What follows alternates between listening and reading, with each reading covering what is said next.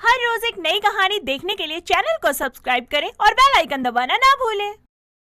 उर्मिला की बहू कोमल शादी के बाद ही अपने पति को अपना तोता बना लेती है, लेकिन क्या अपनी बीवी के इस माया जाल से अमन निकल पाया या फिर उसने अपनी बीवी के कहने पर अपनी माँ को भी सताया?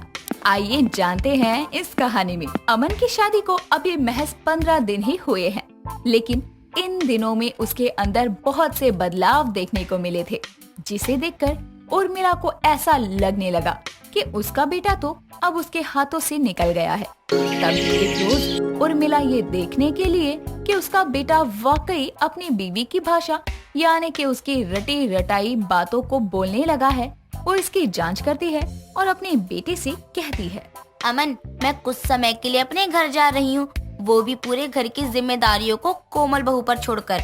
क्या वो सब कुछ संभाल लेगी? ये तो माँ मैं आपको ना कोमल से पूछकर बता पाऊंगा। क्यों, उसके फैसले तू नहीं ले पा रहा है क्या? माँ वो अभी नई है इस घर में, क्या फायदा मैं कह दूं और वो इस घर की जिम्मेदारी संभाल लेगी, लेकिन वो नहीं कर पाई तो दिक्कत होगी ना माँ। अपने बेटे अमन की ये बात सुनने के बाद उर्मिला अपने मन में सोचती है, मैं सही ही सोच रही थी, ये तो अभी से अपनी बीवी का मिट्ठू बन गया है, बिल्कुल रट्टू तोते की तरह, उसकी बात ही गाएगा अब तो। तभी देर शाम उर्मिला अपनी बहू कोमल से कहती है, बहू, तुझे अमन ने कुछ बताया क्या? हाँ माँ, बताया था कि आपने कहा है कि आप कहीं जा रहे हो और मुझे घर की जिम्मेदारियाँ संभालनी है। तो क्या सोचा है तूने? वो आपको अमन बता देंगे। कुछ समय बाद अमन खुद ही हॉल में टीवी देख रही अपनी माँ उर्मिला से जाकर कहता है, माँ मैं घर तो संभाल लूंगी, लेकिन घर की चाबी मुझे देकर जाएं, तब मैं घर संभालने के लिए तैयार हूँ। जो तेरी बीबी ने तुझे चाबी भर के कही, वो ही तू मुझे यहाँ आकर कह रहा है, जोरू का मिट्ठू तोता? माँ उसने जो कहा वही मैंने आपसे कहा। उर्मिला कहीं जाने वाली नहीं थी, वो तो जांच रही थी कि क्या सच में उसका बेटा अपनी जोरू का रट्टू तोता बन गया है, और ये तो सच था। अगले दिन सुबह अमन ऑफिस जा रहा था, तभी उर्मिला अमन से कहती है, बेटा, आज घर का राशन लाना है, तूने कहा था मुझसे कि सुबह पैसे मांग लेना, तो दे दे, वरना तू ऑफिस चला जाएगा तो मैं कहाँ से राशन लाऊंगी? जी माँ अभी देता हूँ, बैग में ही रखा है। ये बोलकर जैसे ही अमन अपने बैग में से पैसे निकालने लगता है, वैसे ही कोमल ये देख लेती है और अपने पति को कहती है, अमन, ओ अमन, जरा इधर तो आना। हाँ हाँ अभी आया। अब क्या था? कोमल अमन को प्यार से बुलाकर उससे कहती है, जाओ और अपनी माँ से कहना मेरे पास पैसे नहीं है और मेरी अब शादी हो गई है, कल को बच्चे होंगे तो मैं उनकी जरूरतों को कैसे पूरा कर पाऊंगा। तभी अमन अपने कमरे से बाहर आता है और अपनी माँ को यही शब्द कहता है जो कि उसकी बीवी ने कहा था, जाओ और अपनी माँ से कहना कि मेरे पास ना पैसे नहीं है, मेरी भी ना शादी हो गई है, कल को बच्चे होंगे तो मैं उनकी जरूरतें कैसे पूरी कर पाऊंगा। जोरू का रट्टू तोता बोला, चल ठीक है, जा तू ऑफिस। देर शाम उर्मिला से मिलने पड़ोसन कमला आती है और उर्मिला को देखकर कहती है, क्या हुआ तुझे, आज तो इतनी उदास क्यों है? क्या बताऊं विमला, मेरा बेटा तो रट्टू तोता बना फिर रहा है अपनी बीवी के आगे पीछे, मेरी तो एक बात नहीं मानता। जब से इसकी शादी हुई है, जो वो बोलती है वही करता है, उठ तो उठ, बैठ तो बैठ, क्या करूं मैं? शादी के बाद तो सब बदल ही जाते हैं उर्मिला, ये कौन सी बड़ी बात है? लेकिन मेरा बेटा बदला थोड़ी है, ये तो अपनी बीबी की बातें रट रहा है। कुछ देर में कमला वहाँ से चली जाती है। देर रात तक कोमल खाना नहीं बनाती, तब उर्मिला अपनी बहू से कहती है, बहू, आज खाना नहीं बनाएगी क्या? रात के 9 बज रहे हैं। नहीं माँ जी, आपका सुबह वाला खाना होगा ही, अब वो खा लेना। अमर और मेरा खाना हमने बाहर से ऑर्डर किया है। ठीक है, मैं खा लूंगी सुबह वाला खाना ही। देर रात ऑर्डर आता है और अमन और कोमल के खाने के बाद जो भी प्लेट में बचता है, उसे कोमल अमन के कहने पर उसकी सास उर्मिला को भिजवाती है। तभी अमन भी झूठी प्लेट लेकर अपनी माँ के कमरे में जाता है और अपनी माँ को खाना देते हुए कहता है, ये माँ को दे आओ, बचा हुआ खाना बर्बाद होने से अच्छा है ना कि वो बुढ़िया खा लेगी। ये सुनकर उर्मिला की आंखों में आंसू आ जाते हैं, वो रोते हुए सो जाती है। अगली सुबह उर्मिला अपने बेटे अमन से कहती है, अमन, बहू को देख, चाय बना ली हो तो मुझे दे दे, मेरे सर में बहुत दर्द है। ठीक माँ अभी कहता हूँ। माँ की बात लेकर अमन अपनी पत्नी के पास जाता है और माँ को चाय देने के लिए कोमल से कहता है।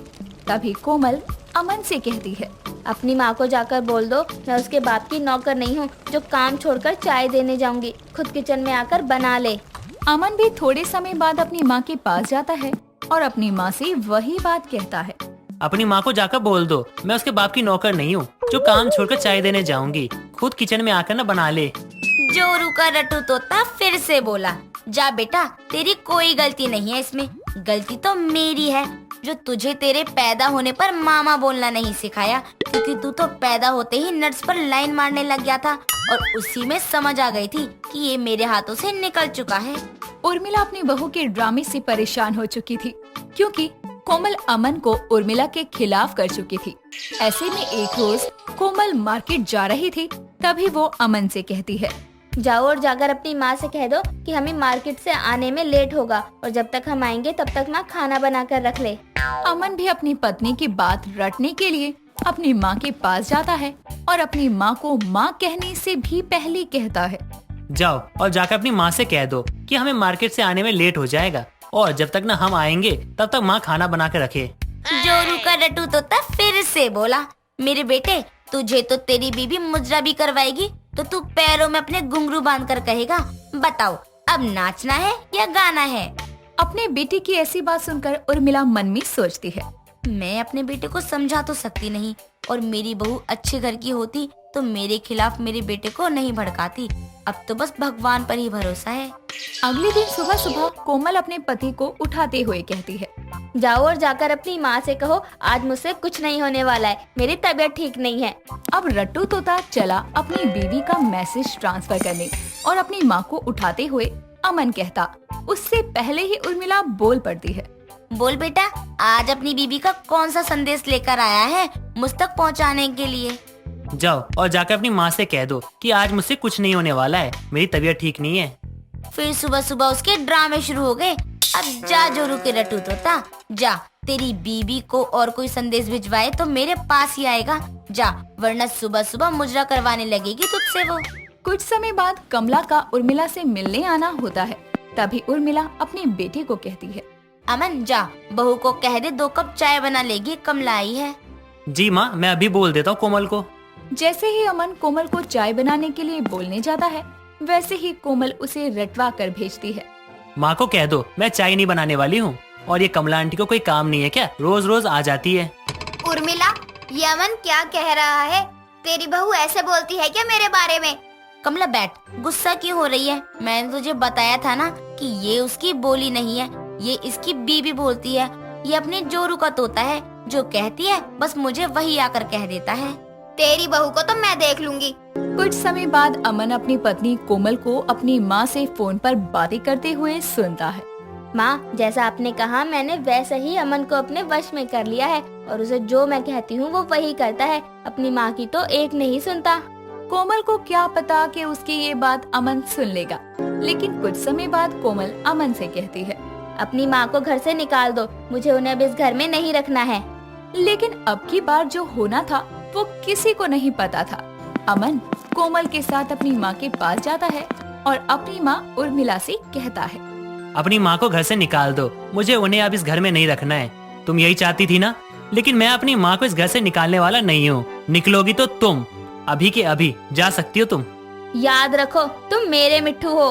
तुम भी याद रखो, ये मेरा घर है और मुझ में दिमाग है कि कब कैसे क्या करना चाहिए। अमन अपनी बीवी की चाल समझ चुका था, तभी वो अपनी माँ उर्मिला को सपोर्ट करता है। ये देखकर उसकी माँ बहुत खुशी महसूस करती है। दोस्तों, अगर आपको ये कहानी पसंद आई तो इसे लाइक करें, शेयर करें और कमेंट करके बताएं कि कहानी में आपको सबसे अच्छा क्या लगा।